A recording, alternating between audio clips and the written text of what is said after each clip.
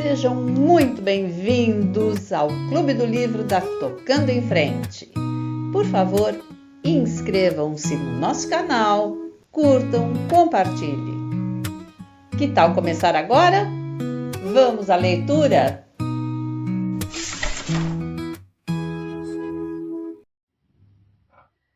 Parte 9. Um dia, no momento em que acabavam de tomar chá, o velho Angus McWhirter entregou-lhes um telegrama que Paddy abriu com mãos trêmulas. Os telegramas nunca traziam boas notícias. Os meninos agruparam-se em torno, com exceção de Frank, que pegou na sua xícara de chá e levantou-se da mesa. Os olhos de Fi seguiram-no, depois voltaram ao ponto de partida, quando Paddy gemeu. — Que foi? — perguntou. Paddy olhava para o pedaço de papel como se este trouxesse a notícia de uma morte. — Archibald não nos quer. Bob deu um murro violento na mesa. Ele não via a hora de acompanhar o pai como aprendiz de tosqueador, e o redil de Archibald seria o seu primeiro. Por que haveria ele de fazer uma sujeira dessas conosco, papai? Devíamos começar amanhã. Ele não diz por quê, Bob. Imagino que algum empreiteiro sem vergonha se ofereceu para fazer o serviço mais barato. Ah, Paddy, suspirou Fi. Hall, o bebê, começou a chorar no fundo do berço de Vimy colocado à beira do fogão. Mas antes que Fi esboçasse um movimento, Maddie levantou-se. Frank voltara à cozinha e, com a xícara de chá na mão, observava atentamente o pai. — Bem, acho que terei de falar com Archibald, disse Paddy afinal. Agora já é tarde demais para procurar outro barracão que substitua o dele, mas entendo que ele me deve uma explicação melhor do que essa. Só nos restará a esperança de encontrar trabalho de ordenha até o barracão de Willoughby começar em julho. Maddie puxou um quadrado de toalha branca da imensa pilha que se aquecia ao pé do fogão e estendeu-o com cuidado sobre a mesa de trabalho. Depois tirou a criança que chorava do bercinho de Vimy. O cabelo dos Clares brilhava aqui e ali pelo seu crâniozinho, enquanto Maddie lhe trocava a fralda com a rapidez e a eficiência com que sua mãe o teria feito. — Mamãezinha Maddie, disse Frank para mexer com ela. — Não sou, respondeu ela indignada. Só estou ajudando a mamãe. — Eu sei, tornou ele com brandura. Você é uma boa menina, Maddiezinha. E puxou-lhe a fita branca de tafetá atrás da cabela até vê-la pender, torta para um lado. E, mais uma vez, os grandes olhos de cor cinza pousaram no rosto dele com expressão adorativa. Acima da cabeça inclinada do bebê, ela poderia ter a sua idade ou ser mais velha. Frank sentiu apertar-se-lhe o coração ao pensar que isso acontecia, e ela numa idade em que o único bebê de que ela devia estar cuidando era Agnes, ora relegada, esquecida, ao quarto de dormir. Não fosse por Maddie por Fi, e ele já teria partido há muito tempo. Olhou acidamente para o pai, a causa da nova vida que estava criando tamanho caos na casa. Bem feito para ele, se lhe tinham tomado o barracão. De certo modo, os outros meninos e a própria Maddie nunca lhe haviam invadido os pensamentos como Hall. Mas quando a linha da cintura de Fi começou a engrossar desta vez, ele já tinha idade suficiente para estar casado e ser pai. Todos, exceto Maddie, tinham ficado constrangidos por causa disso, sobretudo a mãe. Os olhares furtivos dos meninos faziam-na encolher-se como um coelho. Ela não conseguia enfrentar os olhos de Frank, nem apagar a vergonha que havia nos seus. Não se devia permitir que mulher alguma passasse por isso, disse Frank a si mesmo pela 1000ª vez, lembrando-se dos gemidos e gritos aterradores que tinham saído do quarto dela na noite em que Hall nascera. Maior de idade agora, ele não fora mandado para longe como os outros. Bem feito se o pai perder o barracão. Um homem decente a teria deixado em paz. A cabeça de sua mãe sob os raios da luz elétrica recém-instalada era feita de ouro desfiado, e o perfil concentrado em pé, do outro lado da mesa comprida, possuía uma beleza indizível.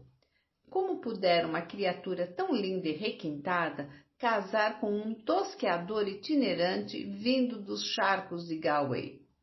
Consumindo-se e consumindo sua porcelana Spot, seu serviço de jantar de damasco e seus tapetes persas na sala de visitas, que nunca ninguém via, porque ela não se dava com mulheres dos colegas de Paddy. Ela lhes ressaltava demasiado as vozes altas e vulgares e o seu assombro quando se viam às voltas com mais de um garfo.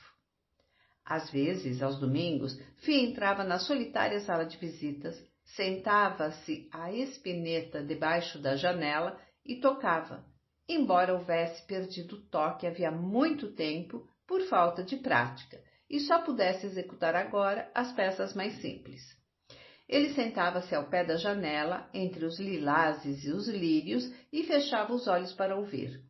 Nessas ocasiões, uma visão surgia diante dele, e Frank via sua mãe trajando um longo vestido de saia rodada, feito de rendas cor-de-rosa pálida, sentada à espineta no imenso salão de marfim, cercada por todos os lados de grandes braços de candelabros.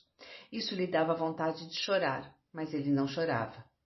Desde a noite no celeiro em que a polícia o trouxera de volta para casa, não chorou. Maddie recolocara Ro no berço e fora postar-se ao lado da mãe. Lá estava outra que iria pelo mesmo caminho, o mesmo perfil orgulhoso e sensível. Alguma coisa de Fiona nas mãos, no corpo de criança.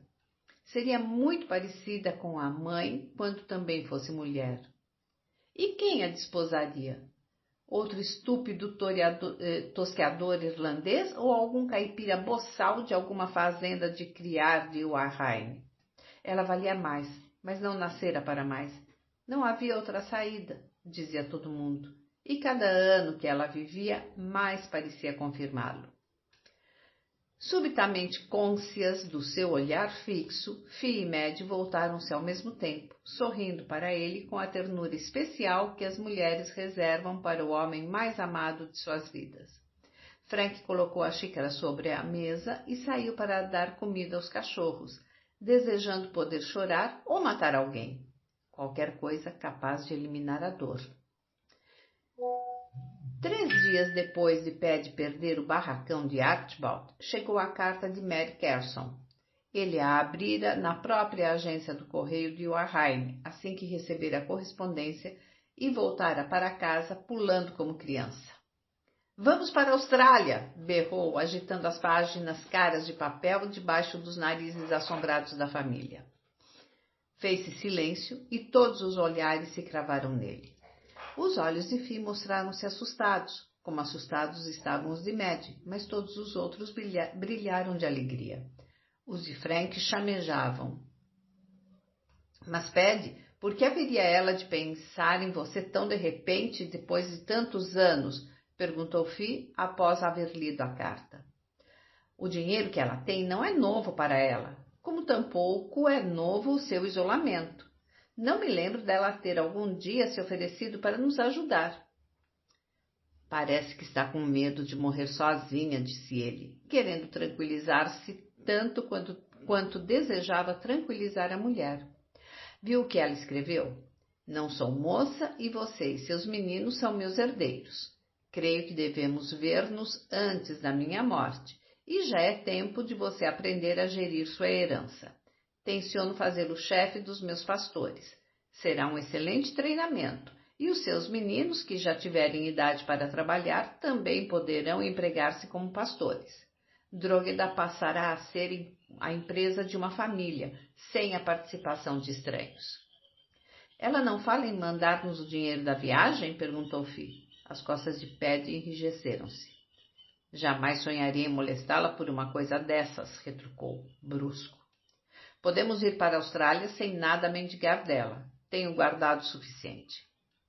Pois acho que ela devia pagar nossa viagem, teimou Fia, para assustada e surpresa de todos, visto que ela não expressava com frequência suas opiniões.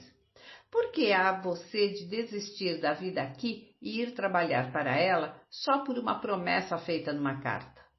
Até agora, sua irmã nunca levantou um dedo para nos ajudar, e não confio nela. A única coisa que me lembra ter-lhe ouvido a seu respeito é que era a mulher mais sovina que você já conheceu. E afinal de contas, Paddy, você nem a conhece direito. Há uma grande diferença de idade entre os dois, e ela embarcou para a Austrália antes de você ter idade para ir à escola.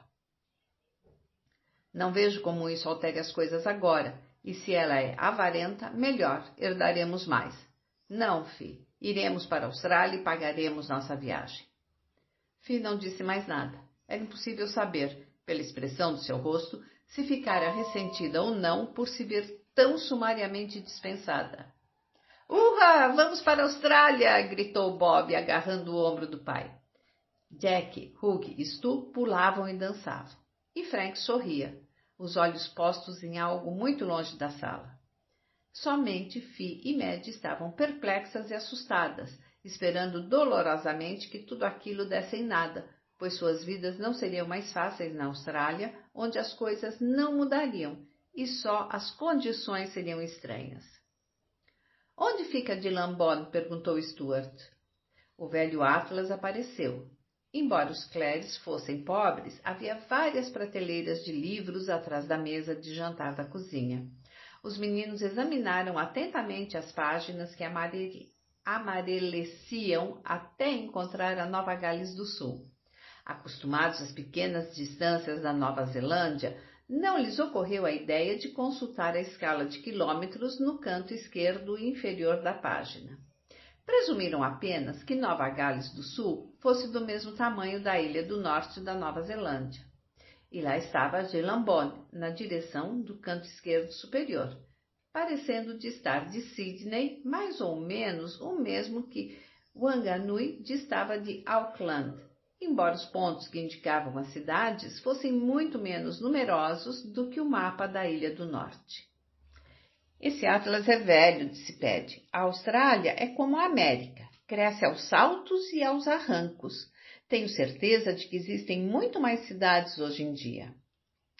Eles teriam de viajar de terceira classe, mas como a travessia duraria apenas 3 dias, não seria tão mal assim. Pelo menos não era como a viagem de semanas e semanas entre a Inglaterra e os Antípodas.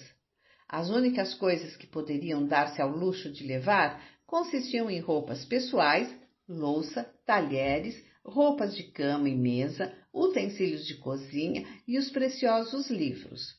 A mobília teria de ser vendida para cobrir o custo da remessa da meia dúzia de peças de Fi que estavam na sala de visitas, a espineta, os tapetes e as cadeiras. Não quero que você deixe essas coisas, disse Paddy a Fi com firmeza. Tem certeza de que estamos em condições de levá-las? Absoluta. Quanto à outra mobília, Mary diz que está arrumando a casa do chefe dos pastores e que lá há de tudo que é preciso. O que me alegra é não termos de morar com Mary na mesma casa. A mim também, disse Fi. Paddy foi para Wanganui a fim de reservar uma cabina de terceira classe com 8 beliches no Arraine.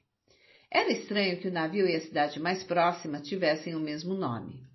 Embarcariam no fim de agosto, de modo que no princípio desse mês todos começaram a compreender que a grande aventura iria realmente acontecer. Seria preciso dar os cachorros, vender os cavalos e a charrete, amontoar os móveis na carroça de Angus MacArthur e levá-los para Wanganui a fim de leiloá-los, engradar as poucas peças de Fi, juntamente com a louça, a roupa de mesa, os livros e os apetrechos de cozinha. Frank encontrou a mãe em pé, ao lado da bela e velha espineta, passando a mão sobre o estofamento listrado, levemente róseo, e olhando vagamente para a poeira dourada que lhe ficara na ponta dos dedos. Ela sempre foi sua, mamãe? Perguntou ele. Sempre. O que era realmente meu não puderam me tomar quando casei. A espineta, os tapetes persas, o sofá e as cadeiras Luís XV, a escrivaninha regência. Pouca coisa, mas tudo meu, muito meu. Os olhos cinzentos e sôfregos fitaram-se, além do ombro dele, no quadro a óleo pendurado na parede, um pouco obscurecido pelo tempo, mas que ainda mostrava claramente a mulher de cabelos de ouro com o pálido vestido de rendas cor-de-rosa, guarnecido de 187 folhos. Quem era ela? Perguntou Frank curioso, virando a cabeça. Eu sempre quis saber. Uma grande dama. Devia ser sua parenta. É parecida com você. Ela? Parenta minha? Os olhos deixaram a contemplação do quadro e pousaram irônicos no rosto do filho. Pareço, por acaso, alguém que tivesse uma parenta como ela? Parece. Você tem teias de aranha na cabeça. É melhor varrê-las. Eu gostaria que você me contasse, mamãe. Ela suspirou e fechou a espineta, limpando o ouro da ponta dos dedos. Não há nada para contar. Absolutamente nada. Vamos, ajude-me a levar essas coisas para o meio da sala, onde papai as possa acondicionar. A viagem foi um pesadelo. Antes que o Arraine saísse do porto de Wellington, estavam todos mareados e assim continuaram pelo trajeto de 1.200 milhas através de mares invernosos, açulados por ventos fortes. Paddy levou os meninos para o convés e lá os conservou, a despeito do vento cortante e dos borrifos das ondas, só descendo para ir ver suas mulheres e o bebê quando alguma alma bondosa se oferecia para tomar conta dos 4 garotos nauseados e agoniados. Embora suspirasse por ar fresco, Frank decidira permanecer embaixo, tomando conta das mulheres.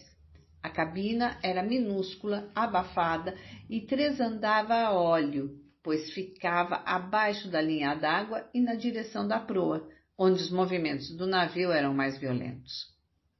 Algumas horas depois de saírem de Wellington, Frank e Maddie se convenceram de que a mãe ia morrer.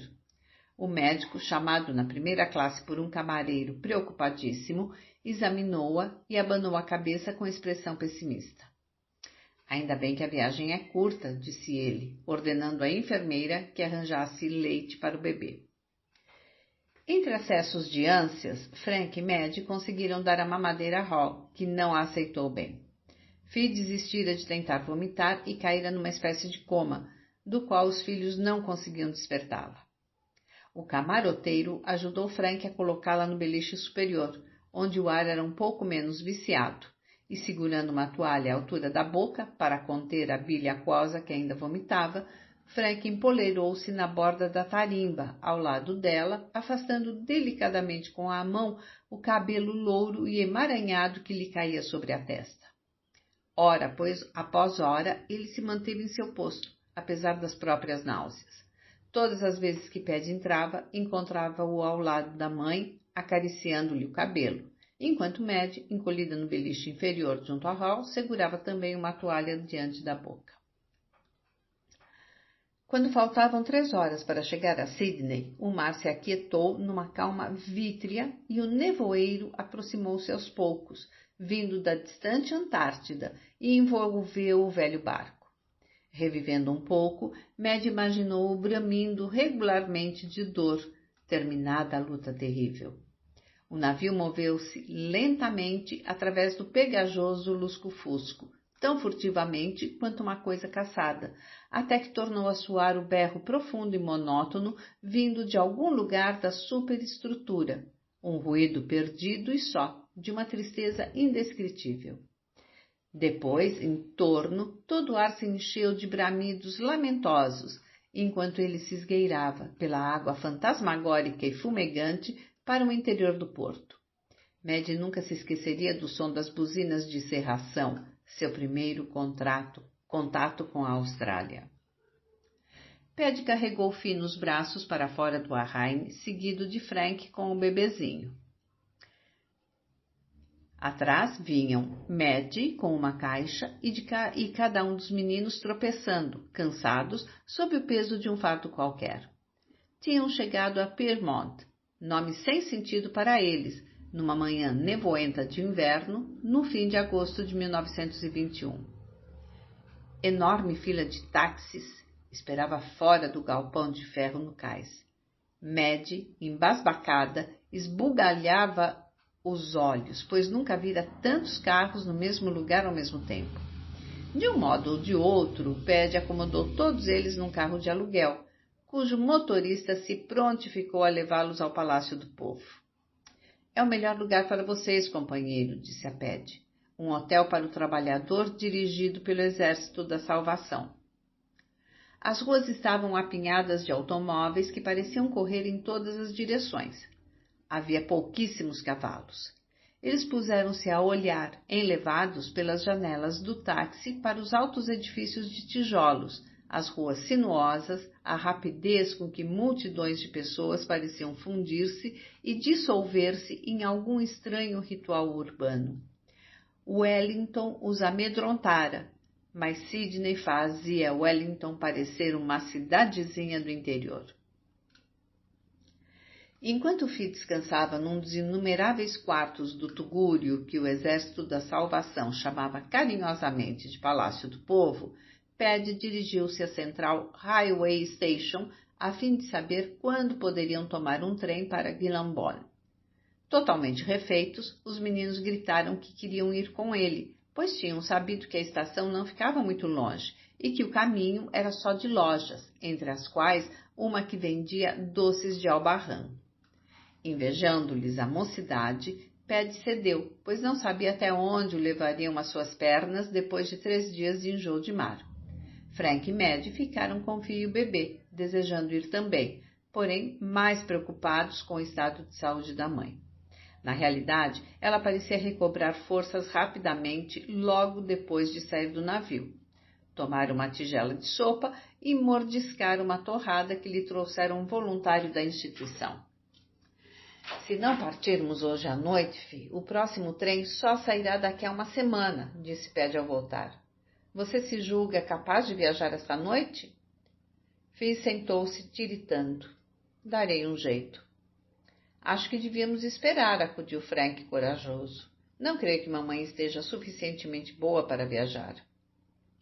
O que você não parece compreender, Frank, é que se perdermos o trem de hoje à noite, teremos de esperar uma semana inteira, e acontece que não tenho dinheiro para nos manter por uma semana em Sydney. Este é um grande país, e o lugar para onde vamos não tem trem todos os dias. Poderíamos ir a Dubbo, num dos 3 comboios que partem amanhã, mas nesse caso teríamos de aguardar uma conexão local, e me disseram que desse jeito a viagem será muito mais comprida do que se fizermos um esforço para tomar o expresso desta noite. Darei um jeito, Paddy, repetiu Fi. Tenho Frank e Maddie. Ficarei bem. E olhava para Frank, suplicando-lhe que se calasse. Nesse caso, vou telegrafar para Mary, dizendo que nos espere amanhã à noite.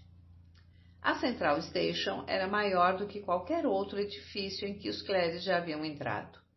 Vasto cilindro de vidro parecia ecoar e absorver simultaneamente a algazarra de milhares de pessoas que esperavam ao lado de malas velhas e surradas e tinham os olhos fixos num imenso quadro indicador, alterado à mão por homens munidos de grandes varas.